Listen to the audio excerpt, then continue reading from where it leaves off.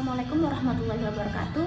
Perkenalkan dengan saya Anissa Fitri. Pada video kali ini saya akan menjelaskan mengenai transformasi digital dan mengapa perlu adanya transformasi digital pada pelayanan publik dan tata kelola pemerintahan. Transformasi digital adalah sebuah adaptasi atau perpindahan dari proses analog menjadi digital yang pelaksanaannya memanfaatkan teknologi dengan tujuan untuk memberikan lebih banyak inovasi, kolaborasi, serta konektivitas dalam memberikan kemudahan untuk memenuhi kebutuhan masyarakat. Transformasi digital menjadi sebuah adaptasi yang terus dipercepat pelaksananya oleh pemerintah, tak terkecuali dalam sektor pelayanan publik. Tujuannya yaitu tentu untuk memberikan pelayanan yang berkualitas, cepat, mudah, terjangkau, dan terukur kepada masyarakat. Mengapa perlu adanya transformasi dalam pelayanan publik dan tata kelola pemerintahan? Yang pertama yaitu harapan masyarakat terkait dengan pelayanan publik yang maksimal. Masyarakat berharap memiliki pengalaman yang baik dalam bidang pelayanan publik. Untuk itu, pemerintah diharapkan dengan adanya transformasi digital dapat memanfaatkan kemudahan teknologi yang ada dalam melayani masyarakat. Yang kedua yaitu transformasi digital memudahkan pekerjaan. Salah satu manfaat teknologi adalah sebagai alat atau wahana untuk membantu mempercepat pekerjaan manusia. Dengan transformasi digital, pelaksana pelayanan publik dapat memaksimalkan serta meningkatkan produktivitas dalam pekerjaan. Yang ketiga yaitu kompetisi digital dalam peningkatan inovasi. Transformasi digital dapat digunakan sebagai sebuah kompetisi dalam meningkatkan performa para pegawai di pelayanan publik. Hal ini pun dapat dijadikan motivasi serta mendorong inovasi untuk tetap terus memberikan pelayanan yang terbaik kepada masyarakat. Yang keempat yaitu menyimpan data dengan aman. Penyelenggara pelayanan publik harus mampu melindungi data dan informasi masyarakat dengan jumlah yang banyak. Transformasi digital bisa dimanfaatkan untuk melakukan backup data agar menghindari hal-hal yang tidak diinginkan. Yang kelima yaitu meningkatkan kolaborasi antar penyelenggara pelayanan publik. Penyelenggara pelayanan publik dapat memanfaatkan transformasi digital secara optimal dengan mempermudah kerjasama dan berkolaborasi demi mewujudkan pelayanan kepada masyarakat secara maksimal. Hal ini dapat menjadikan kualitas pelayanan publik yang lebih baik sesuai dengan harapan dan kebutuhan masyarakat. Terima kasih Saudari Anissa. Sebelum melanjutkan video, ada baiknya kita mengetahui apa itu definisi literasi digital.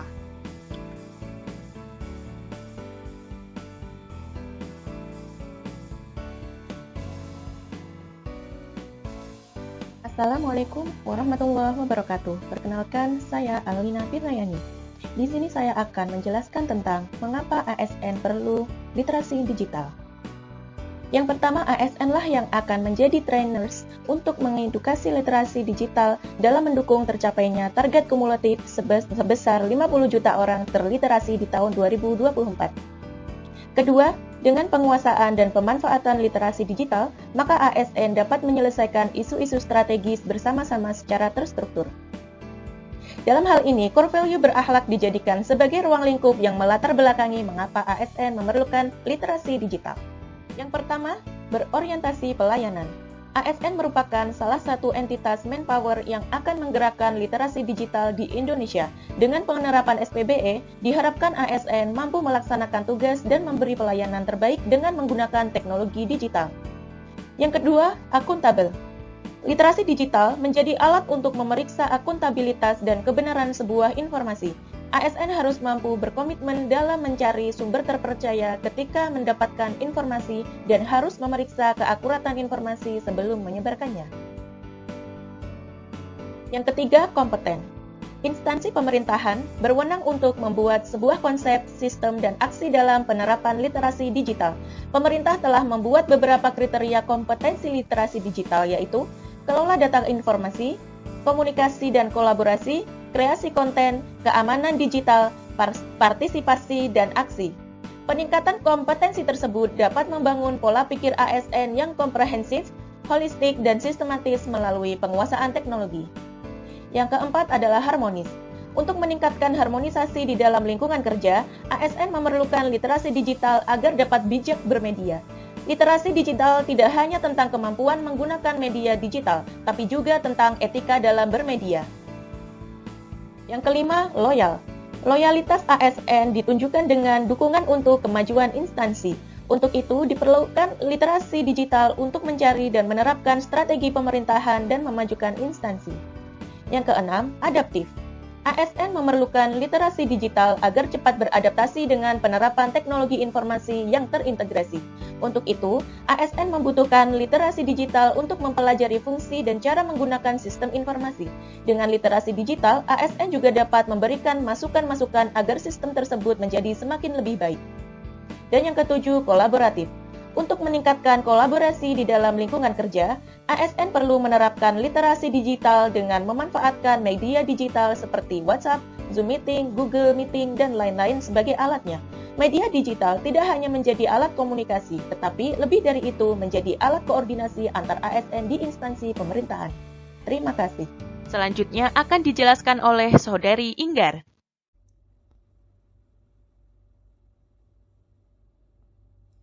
Terima kasih Bu Alina. Kesempatan kali ini, saya, Inggar Pertiwi, akan menjelaskan mengenai 4 pilar literasi digital. Yang pertama adalah digital etik atau etika bermedia digital. Yang kedua adalah digital culture atau budaya bermedia digital. Yang ketiga adalah digital safety atau aman bermedia digital. Yang keempat adalah digital skill atau cakap bermedia digital. Keempat pilar ini harus kita terapkan dalam kehidupan sehari-hari berliterasi digital. Yang pertama adalah digital etik atau etika bermedia digital. Digital etik adalah kemampuan individu menyadari, mencontohkan, menyesuaikan diri, merasionalkan, mempertimbangkan, dan mengembangkan tata kelola etika digital dalam kehidupan sehari-hari. Ada beberapa pengetahuan dasar yang harus dikuasai dalam etika bermedia digital. Yang pertama adalah pengetahuan dasar mengenai etika berinternet. Yang kedua, pengetahuan dasar mengenai membedakan informasi apa saja yang mengandung hoax, pornografi, bullying, dan sejenisnya. Yang ketiga, pengetahuan dasar mengenai berinteraksi, partisipasi, dan kolaborasi di ruang digital. Yang keempat, pengetahuan dasar mengenai bertransaksi secara elektronik dan berdagang di ruang digital. Apabila kita menerapkan pilar etika di dalam bermedia digital, maka kita akan menyaring dulu informasi sebelum kita sharing, dan tidak akan terjadi jari kita akan menjadi harimau kita. Ruang lingkup etika digital menyangkut pada perilaku yang dipenuhi oleh kesadaran, kebajikan, integritas, serta tanggung jawab. Yang kedua adalah pilar digital culture atau budaya bermedia digital. Digital culture adalah kemampuan individu dalam membaca, menguraikan, membiasakan, memeriksa, dan membangun wawasan kebangsaan, serta nilai Pancasila dan Bhinneka Tunggal Ika dalam kehidupan sehari-hari.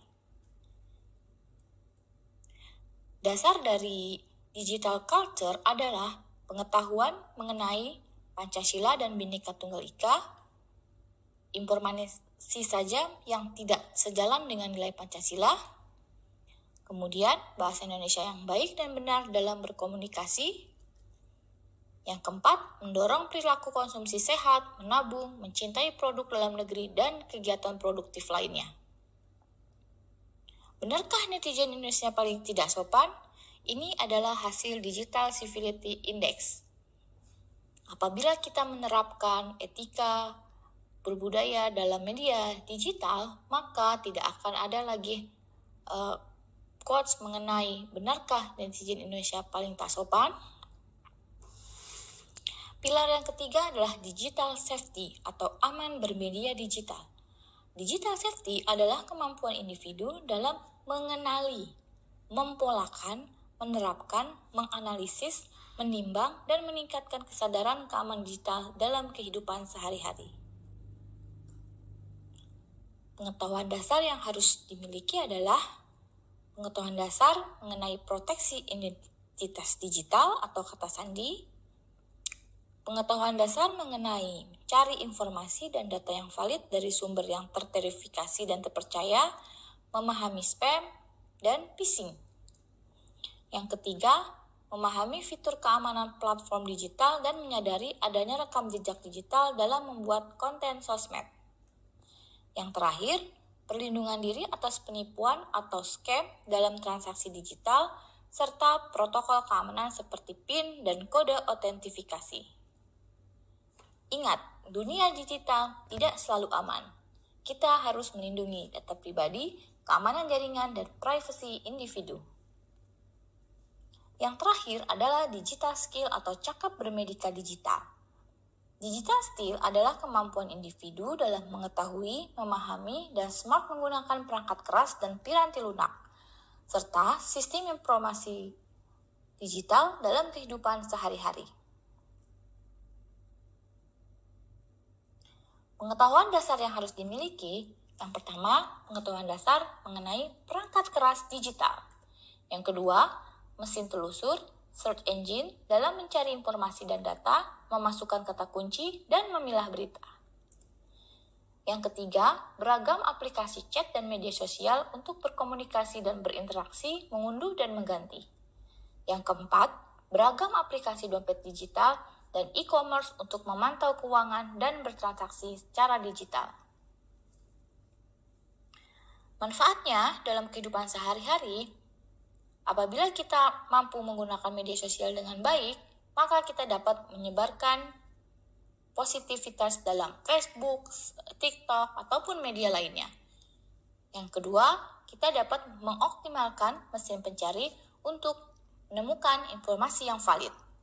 Yang ketiga, pemanfaatan keuangan digital. Dan yang keempat adalah pemanfaatan laporan digital. Assalamualaikum warahmatullahi wabarakatuh. Sebelum memulai, perkenalkan terlebih dahulu, saya Imam Habibi dari kelompok 3 pada subkelompok 1 yang akan menjelaskan yang pertama tentang pentingnya literasi digital bagi ASN pada isu kontemporer. Isu kontemporer sendiri adalah suatu pokok persoalan yang terjadi pada masa sekarang ataupun menjadi trending topik, kemudian solusinya harus sesuai dengan apa yang terjadi ataupun disesuai zaman yang sekarang ini. Kemudian, potensi bagi ASN apabila tidak mengetahui pentingnya literasi digital, maka potensi menjadi masalah di suatu hari yang pada saat ini yang sedang terjadi, yang sedang marak tentunya adalah yang pertama, ujaran kebencian ataupun hate speech, kemudian penyebaran berita hoax, pelecehan di media sosial ataupun cyberbullying, dan kemudian pelaku penipuan online, yakni scam, phishing, dan lain sebagainya. Beberapa contoh ada dalam slide tersebut. Kemudian, karena profesi ASN ini menjadi lebih sensitif di mata masyarakat, ditambah di era digital saat ini, maka pelayanan apapun bagi ASN yang tidak memenuhi ekspektasi masyarakat akan berpotensi menjadi viral yang akan dikonsumsi oleh banyak orang di media digital. Kemudian berikutnya, kita melangkah ke pentingnya literasi digital bagi ASN pada kesiapsiagaan bela negara. Pada kondisi saat ini, kesiapsiagaan bela negara bagi ASN bukanlah kesiapsiagaan untuk melakukan perjuangan fisik seperti para penjuang terdahulu. Namun, bagaimana melanjutkan perjuangan mereka dengan nilai yang sama demi kejayaan bangsa dan negara Indonesia.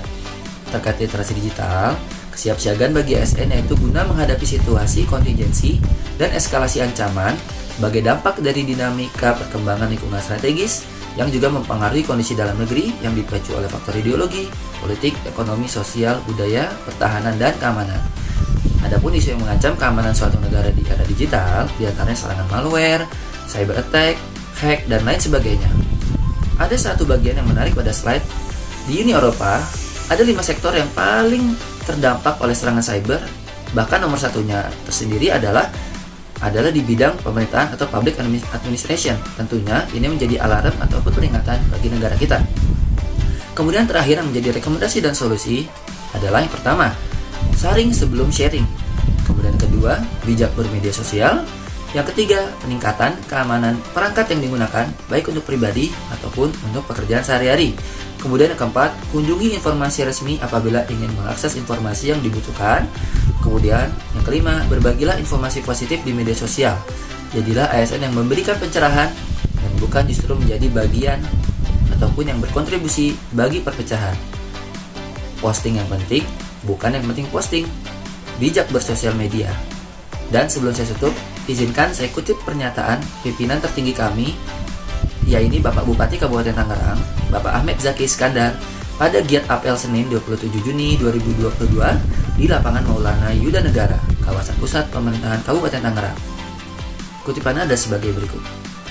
ASN bekerja dengan benar saja terkadang masih salah di mata masyarakat, apalagi bekerja dengan cara yang tidak benar ataupun salah.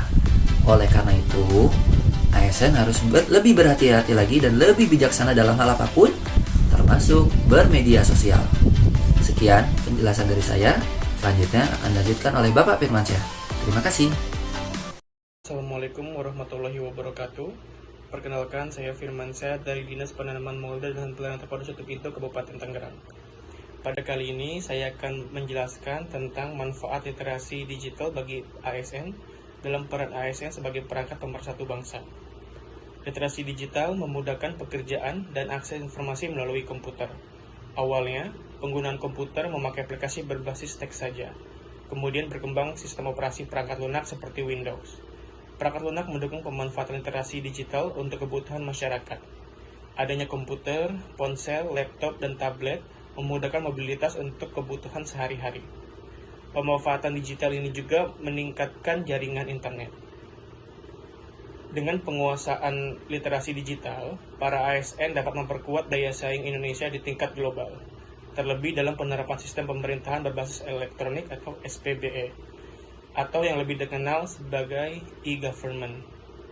Upaya yang sedang digencarkan pemerintah terkait upaya reformasi birokrasi ini dapat dimanfaatkan untuk meningkatkan kompetensi dan keahlian para ASN yang ada di semua daerah Indonesia. Aparatur sipil negara atau ASN dituntut tetap cepat dalam memberikan pelayanan di tengah era disrupsi. Akselerasi kompetensi digital ASN dilakukan dalam merespon tantangan tersebut. Hal utama yang perlu dan wajib dilakukan adalah menggalakkan budaya literasi teknologi pada ASN, antara lain literasi digital dan literasi data. Kompetensi atas literasi digital adalah kemampuan dalam penggunaan teknologi digital dan teknologi informasi lainnya yang digunakan dalam penyelesaian pekerjaan. Sedangkan kompetensi literasi data yaitu mengetahui potensi data yang melimpah dan penggunaan big data dalam pengambilan kebijakan yang tepat sasaran dan pelayanan publik yang berkualitas. Peningkatan kompetensi tersebut dapat membangun pola pikir ASN yang komprehensif, holistik, dan sistematis melalui penguasaan teknologi, sehingga memiliki integritas yang tinggi dan profesional dalam pelayanan.